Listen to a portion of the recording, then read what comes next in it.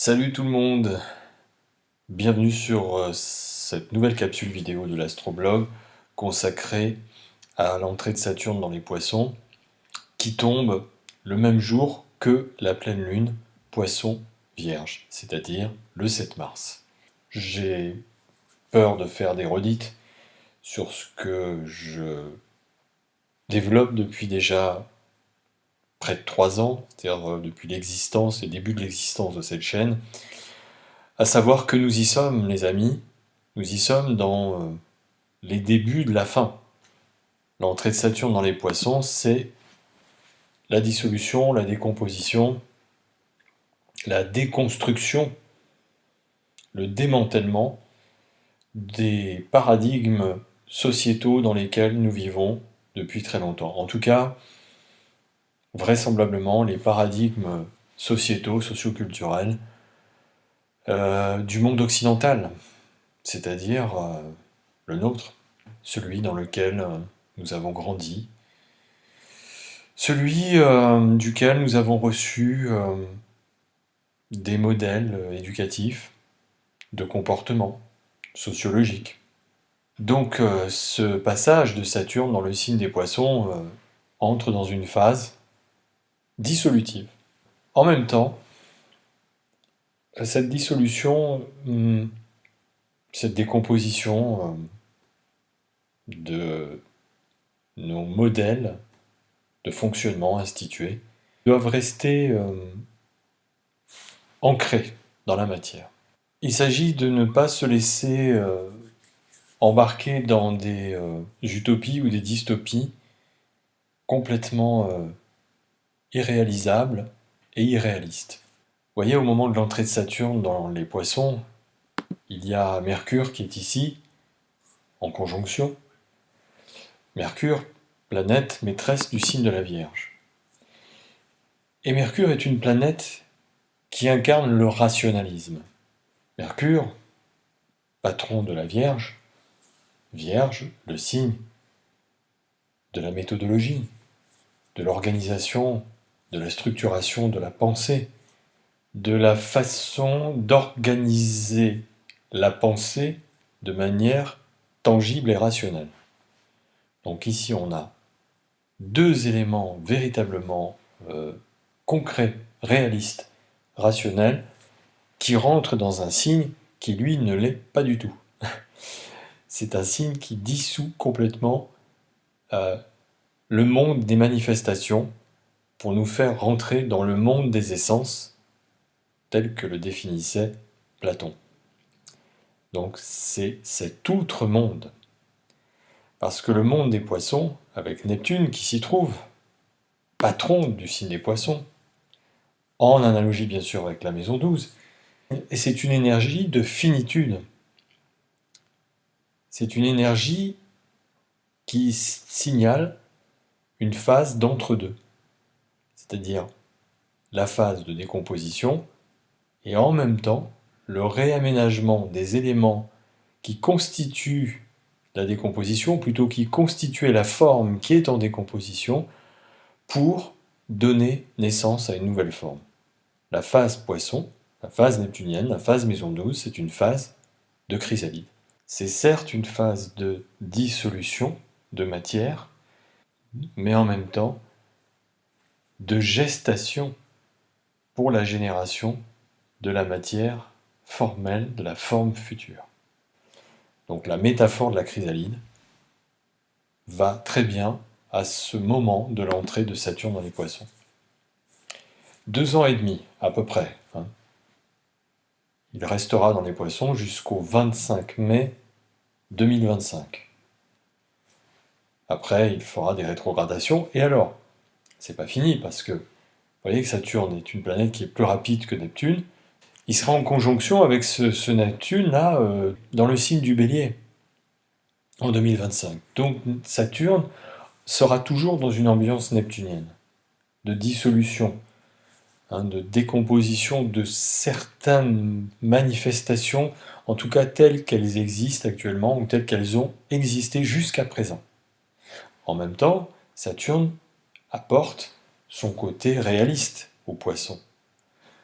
Donc dans cette phase que nous allons traverser, certes ça risque d'être un petit peu difficile parce que, je vous dis, hein, nous sommes à la fin d'un temps, à la fin de temps de fonctionnement de nos structures, de tout ce qui structure nos vies, nos manières de faire société tous ensemble, nos manières de s'imaginer comme un corpus social, un corpus sociétal, et donc forcément tout ce qui institue ces corps sociaux.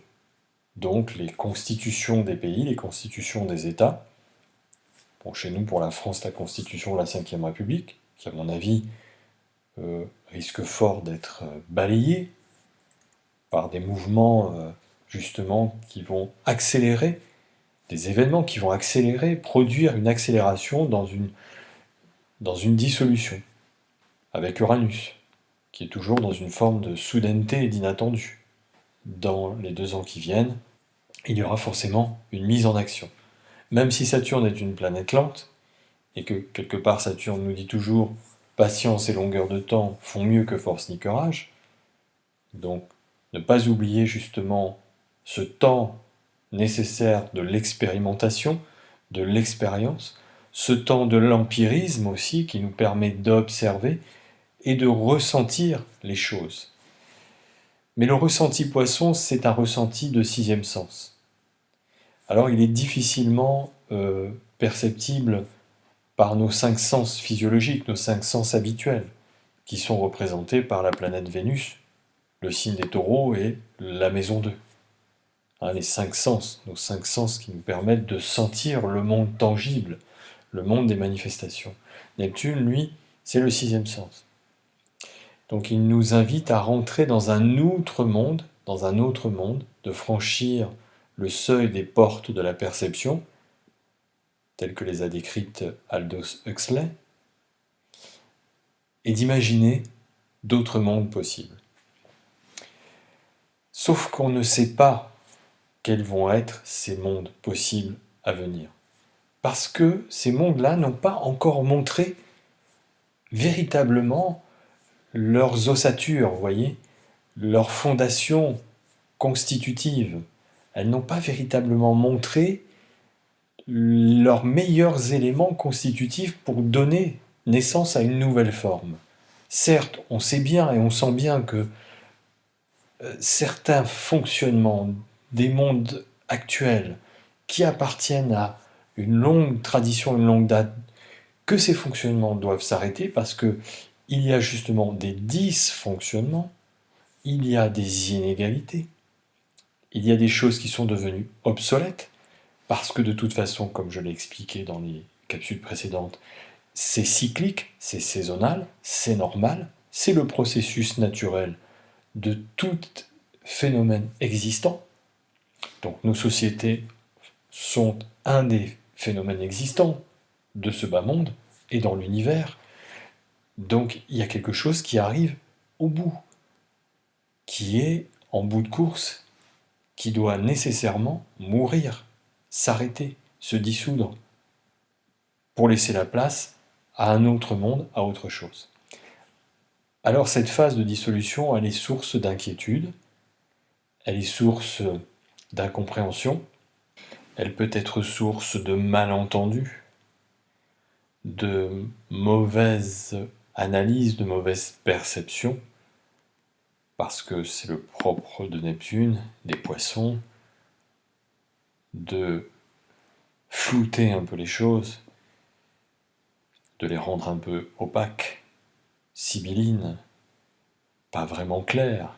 Et c'est justement l'effort qui est à fournir de tirer au clair cette situation grâce à Saturne, d'amener le sens des réalités, le sens du réalisme dans les éventuels projets futurs, dans les éventuels idéaux qu'on aurait envie de faire aboutir, qu'on aurait envie de mettre en œuvre.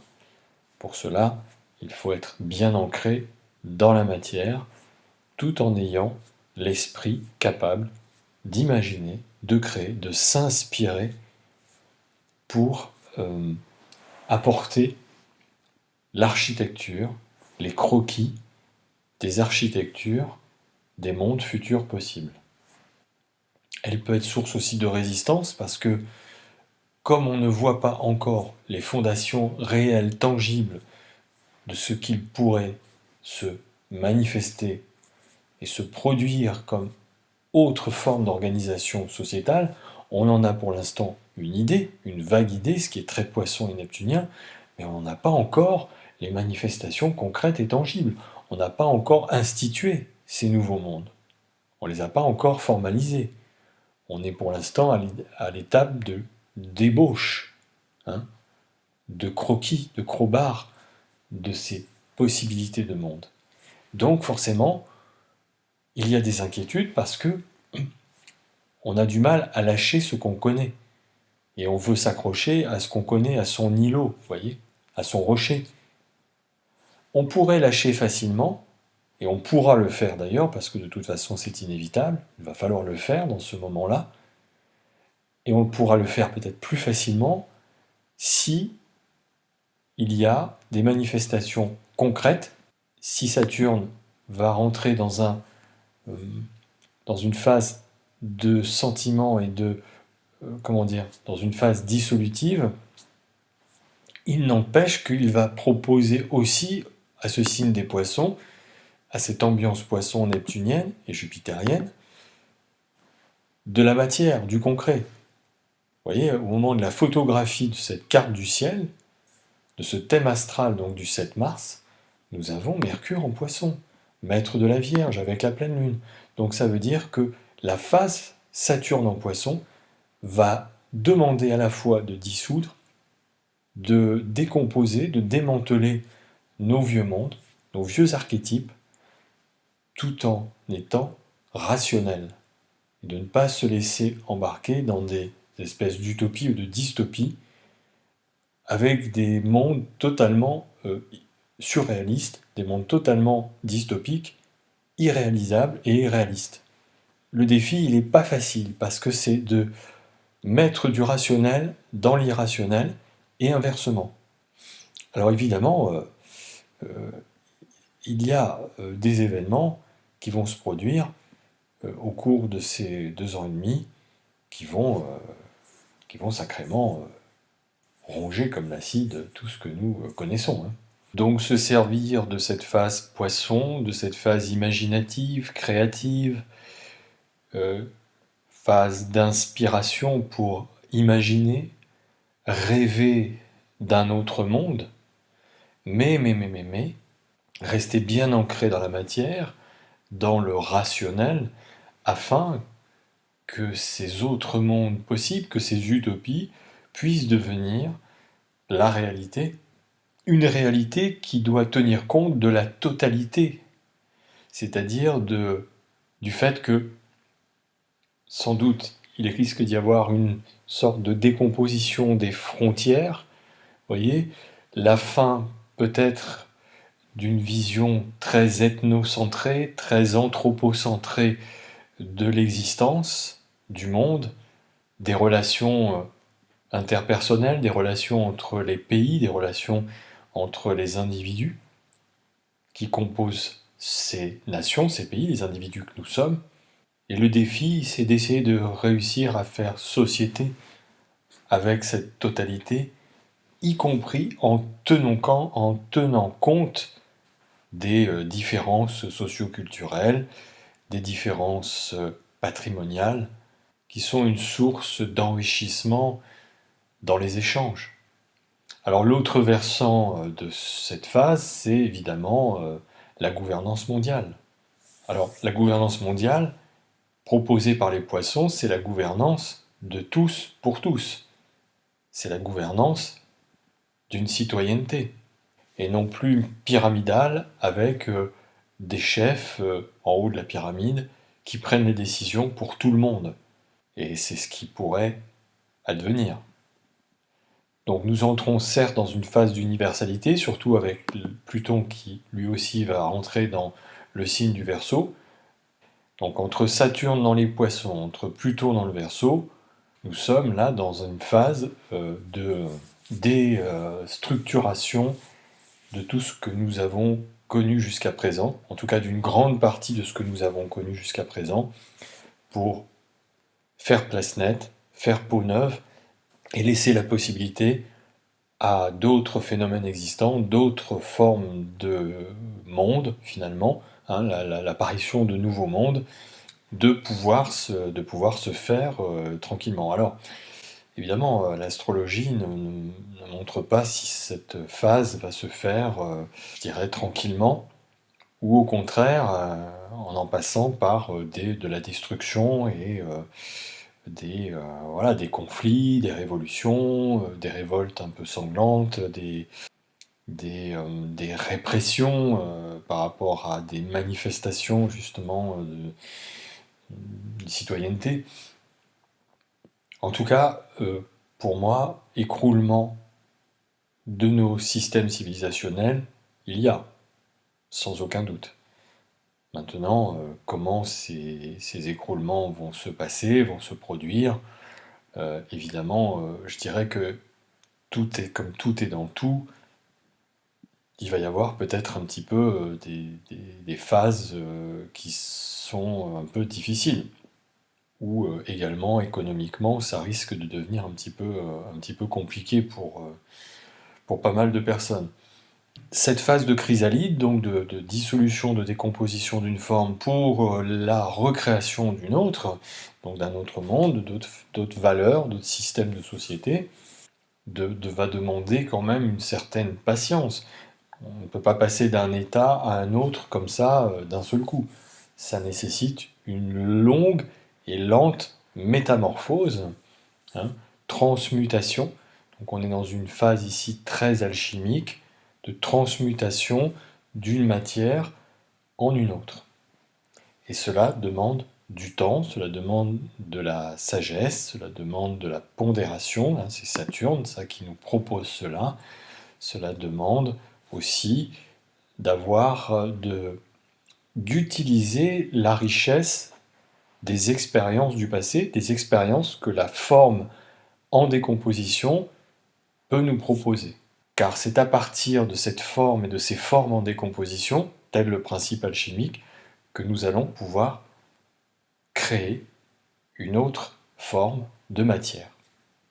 Transformer le plomb saturnien en or. Voilà le défi qui nous est proposé. Certes, il y a quand même du rififi dans l'air, hein, c'est certain que tout ne va pas se passer comme ça avec beaucoup de fluidité, parce que toute l'humanité n'est pas dans le même mood opérationnel. Tout le monde n'a pas forcément les mêmes intentions, n'a pas les mêmes attentes, n'a pas les mêmes désirs, les mêmes envies. D'aucuns, d'aucunes ne souhaitent pas du tout changer de monde, et en même temps c'est de toute façon inévitable. Donc évidemment que comme on ne voit pas le monde futur à venir, de nous laisser seulement l'imaginer, eh bien, il peut y avoir forcément des craintes, des inquiétudes, des résistances, et de vouloir rester accroché à ce que nous connaissons, à ce que nous avons toujours connu, et même si finalement c'est pas parfait, eh bien, au moins c'est déjà ça qu'on tient. Oui, mais le cycle, la saisonnalité qui nous est proposée de vivre, c'est pas du tout ça. Ce qui opère, c'est un changement de cycle, un changement de saison pour rentrer dans totalement, comment dire, une autre ère civilisationnelle pour les siècles qui vont se dessiner devant nous. Alors, nous allons être, je dirais, une partie des artisans de à la fois la déconstruction de ce monde, et donc il va falloir bien opérer dans la déconstruction, parce que c'est sûr que si on n'est pas justement dans une forme de sagesse, de raison, dans cette déconstruction, alors c'est le contraire qui se passe, c'est la destruction. Hein, et la destruction, c'est quoi? Ça peut en passer par des guerres, ça peut en passer par des mouvements plutôt violents. N'oublions pas que les Neptune, c'est Poséidon, et que les colères de Poséidon sont redoutables hein, dans la mythologie. Hein. Il est capable d'engloutir, d'ensevelir, de provoquer des ouragans, des tsunamis, des catastrophes naturelles terribles, associées à Uranus en Taureau. Vous voyez, c'est un peu des tremblements de ciel, des tremblements de terre. C'est un raz-de-marée total qui fait tabula rasa de notre monde. Ça peut être ça aussi, hein. Mais par contre, si on y met les formes avec Saturne et avec Mercure, alors c'est autre chose. On peut amener un changement civilisationnel beaucoup plus modéré, beaucoup plus pondéré, sage, rationnel, construit, avec des éléments tangibles, des éléments concrets, des fondations, des fondements solides, rationnels, réalistes, pour pouvoir bâtir les nouveaux mondes à venir. Voilà. Je vous souhaite une belle fin de journée et à très bientôt.